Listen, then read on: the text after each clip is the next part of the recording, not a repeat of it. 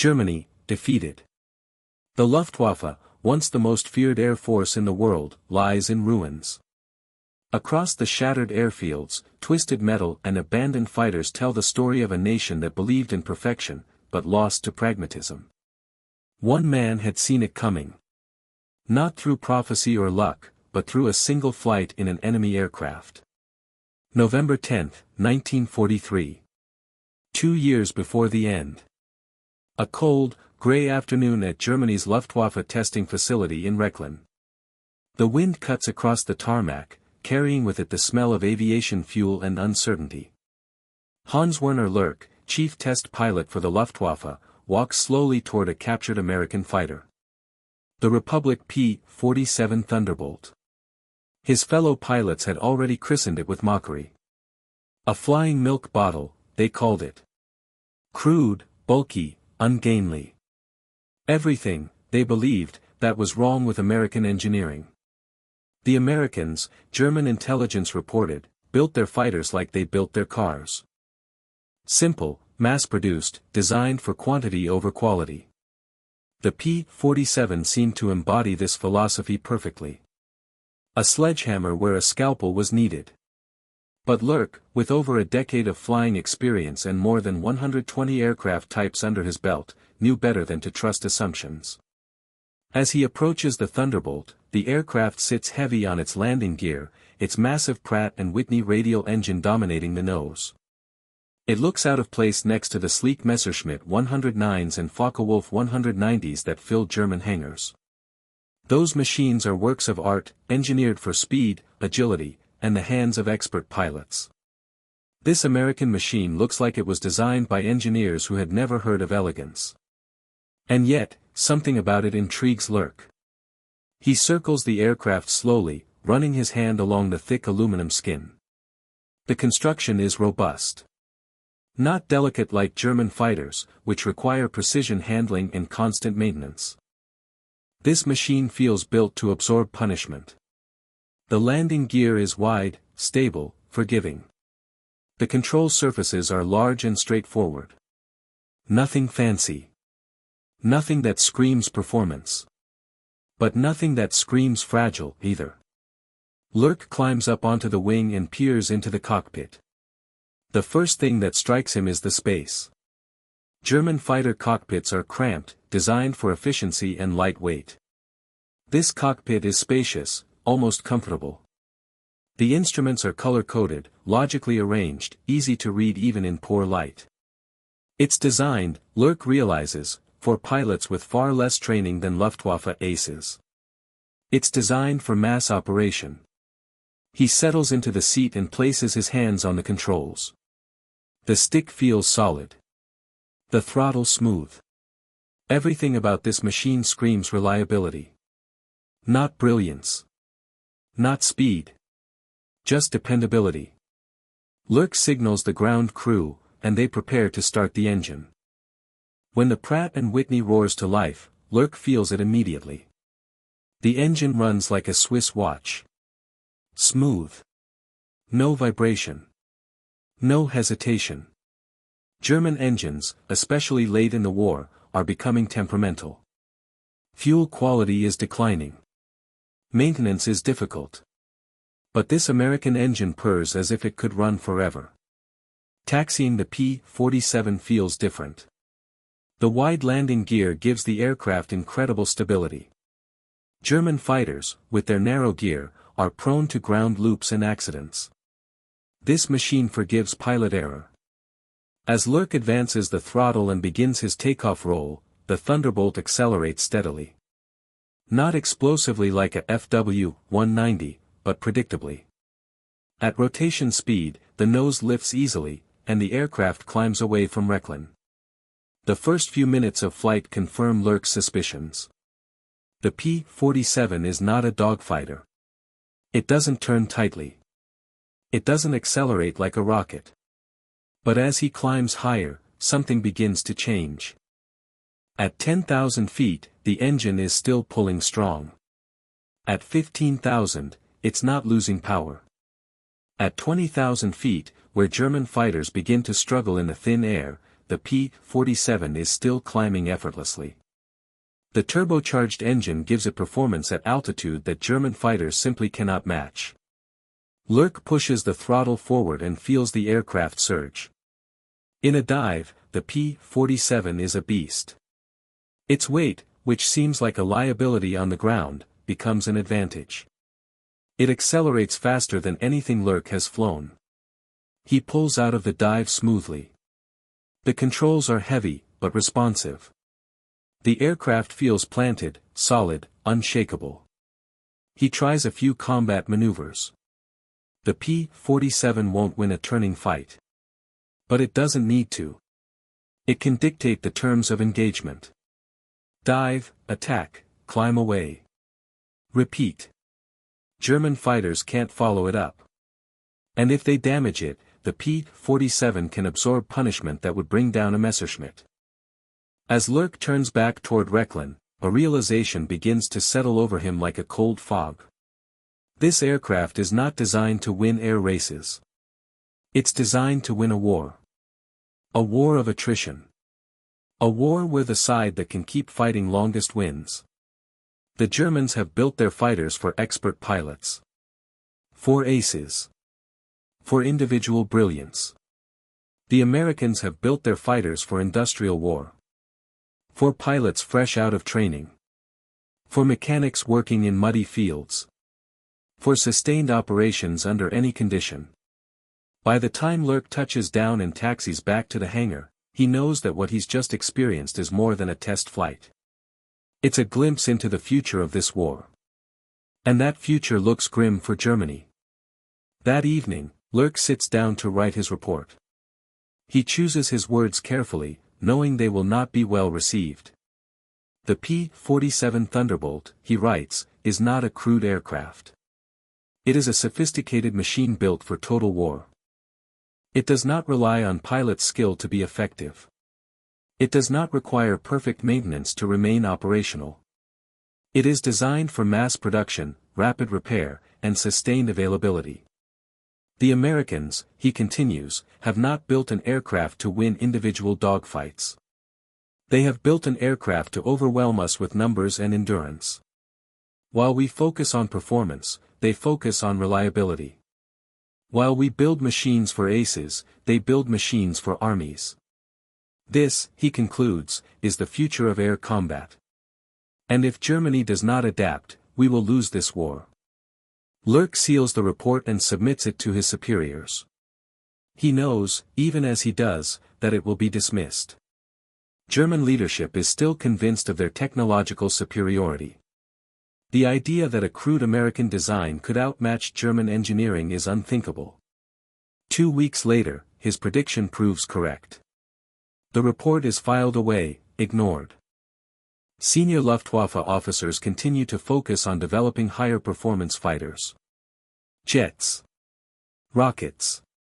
Machines for elite pilots. No one considers the possibility that the war will not be won by the best aircraft, but by the most available one. Months pass. 1943 turns into 1944. And the skies over Europe begin to change. By early 1944, Lerche starts receiving reports from frontline pilots.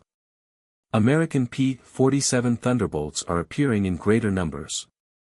They escort bomber formations deep into Germany. They strafe airfields. They engage Luftwaffe fighters and, win or lose, they keep coming back. German pilots shoot them down, only to face fresh ones the next day. One Luftwaffe ace tells Lerche in frustration, "I shot down 3 P-47s last week. Today, I saw 10 more. Where are they all coming from?" Lerche knows the answer. American factories. Factories producing P-47s faster than Germany can produce anything. By spring 1944, the disparity becomes undeniable. American production is overwhelming. Every month, more P-47s arrive in England. Every month, German fighter strength declines. Not because of combat losses alone, but because of maintenance failures, fuel shortages, and lack of spare parts. The Luftwaffe is fighting a war it cannot sustain. Lerche watches as his prophecy unfolds. German fighters, once dominant, are grounded more often than they fly.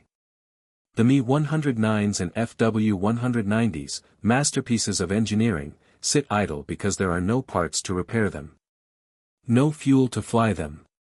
No trained pilots to replace those lost. Meanwhile, the P-47s keep coming. Day after day. Mission after mission. They don't need to be perfect. They just need to be there. And they are. Always. By summer 1944, the Allied invasion of Normandy begins. The skies over France are filled with Allied aircraft.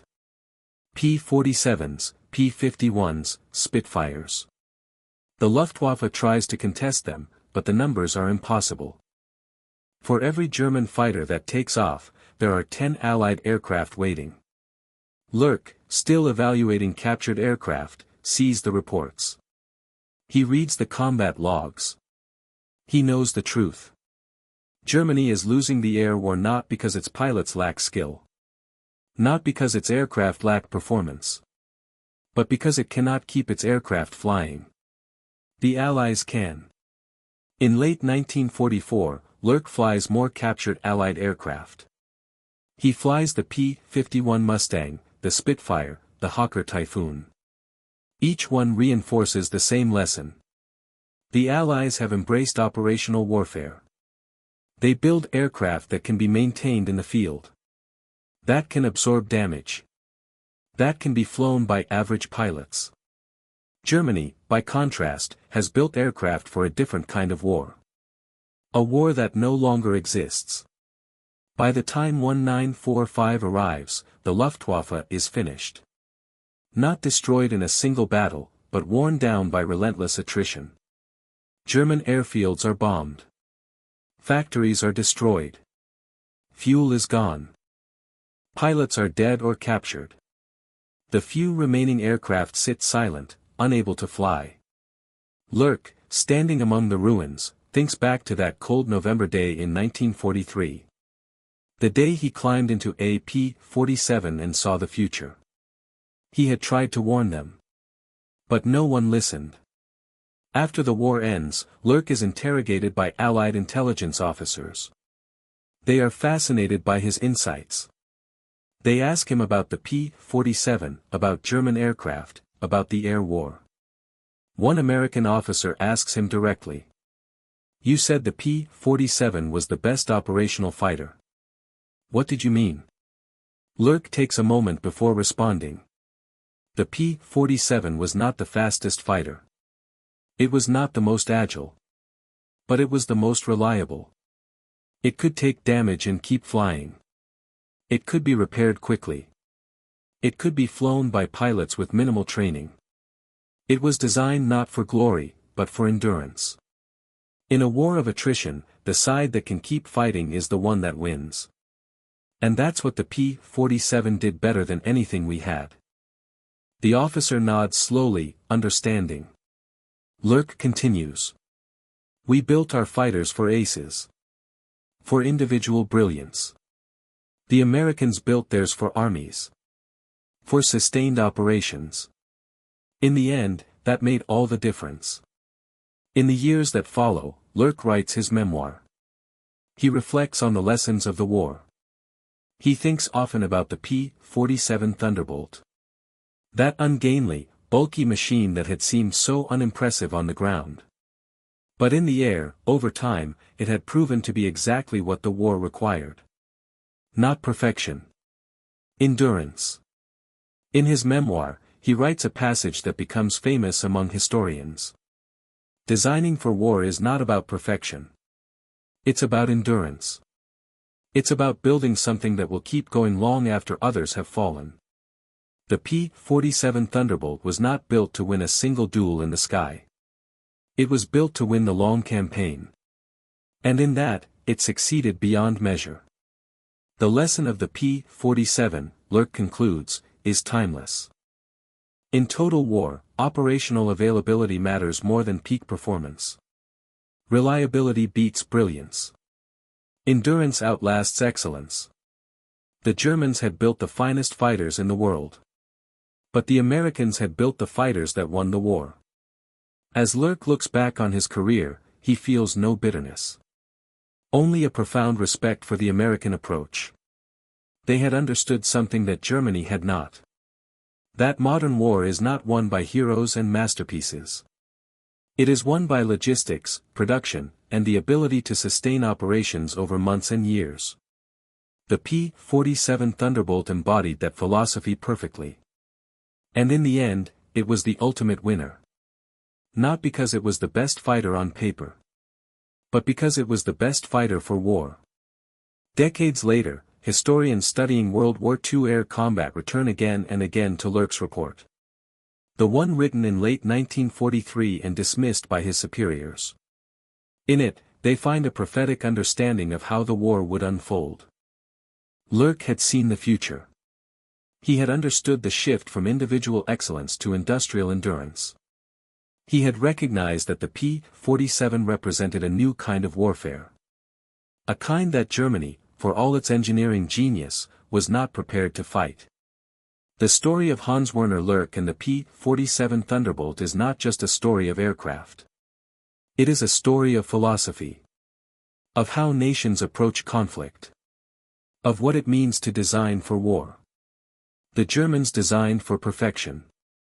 The Americans designed for persistence. And in the end, persistence won. Today, the P-47 Thunderbolt is remembered as one of the great fighters of World War II. Not for its speed. Not for its agility. But for its reliability. For its toughness. For its ability to keep flying, keep fighting, no matter the odds. And Hans-Werner Lerche is remembered as the man who saw it first. The German test pilot who climbed into an enemy fighter and understood, in that moment, that the war had already been decided. Not by bullets or bombs. But by industrial philosophy. By the simple, brutal truth that in total war, the side that can keep its machines in the air longest wins. Lerche never flew the P-47 in combat. But he didn't need to. That single test flight in November 1943 told him everything he needed to know. The P-47 wasn't just another aircraft. It was a revolution. And revolutions, once begun, cannot be stopped. Germany had built fighters for the past. America had built fighters for the future. And the future, as Lerche had seen, belonged to those who could endure.